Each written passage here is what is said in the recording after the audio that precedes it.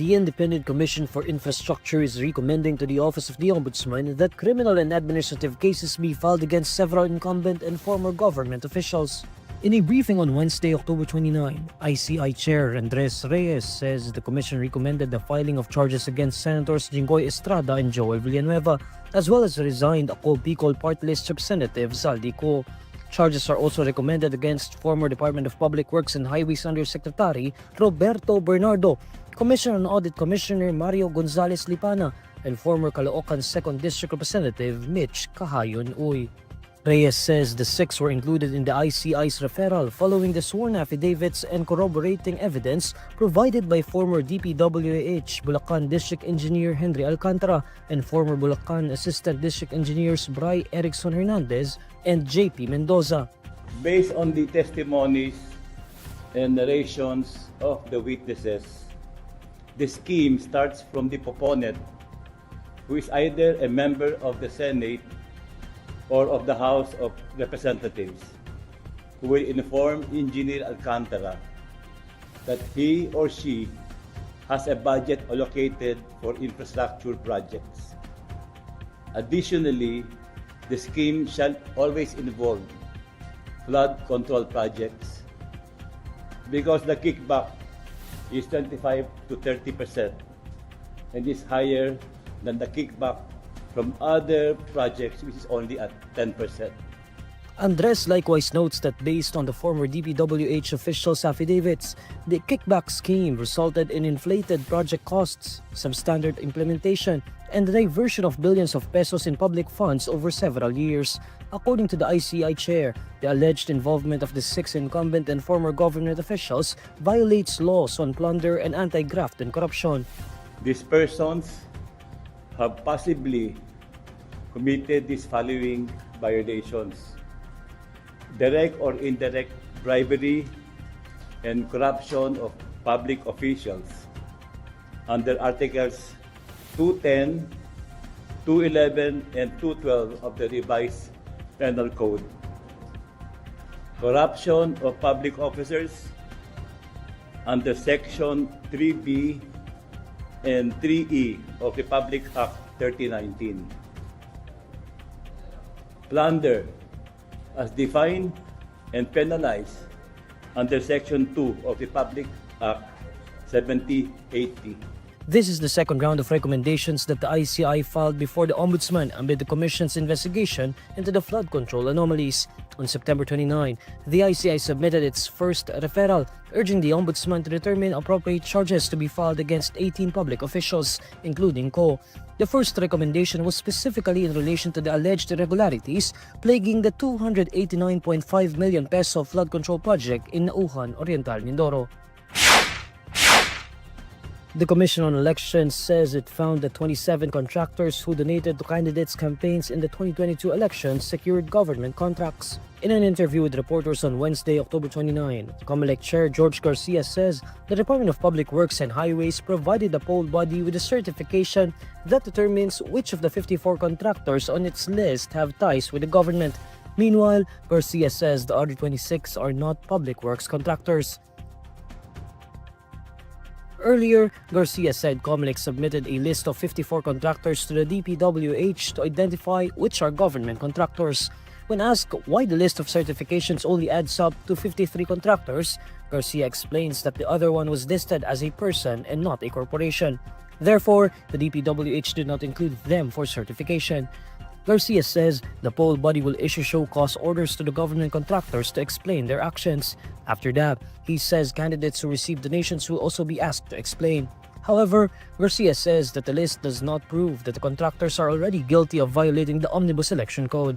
Section 95C of the Omnibus Election Code prohibits campaign contributors from contractors or suppliers doing business with the government. Ombudsman Boying Remulla is looking into live streaming the preliminary investigation hearing of cases, including those pertaining to the multi-billion peso flood control scandal. In a press conference on Wednesday, October 29, Remulla says such moves are part of his office's thrust for greater transparency. We will make public the resolutions of the Office of the Ombudsman. In fact, we're looking at the design where the PIs can also be viewed live. Pwede kung pwede i-live stream na pati preliminary investigation. Kasi nga, these are supposed to be public, public in nature. All court proceedings are supposed to be public in nature. You should be able to step into the courtroom, except for cases where children are, the rights of children may be violated. Kaya we were looking at the bounds of transparency that we can adhere to in this office.